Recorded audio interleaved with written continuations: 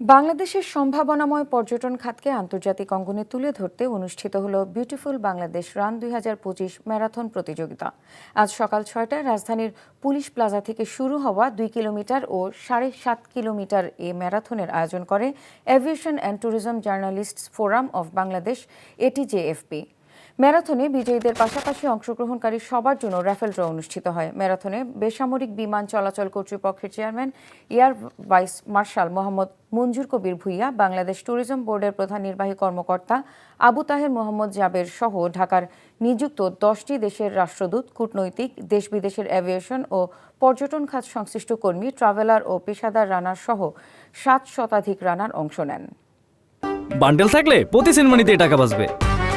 বিকাশ send money bundle কিনে জিতুন প্রতি লেনদেনে।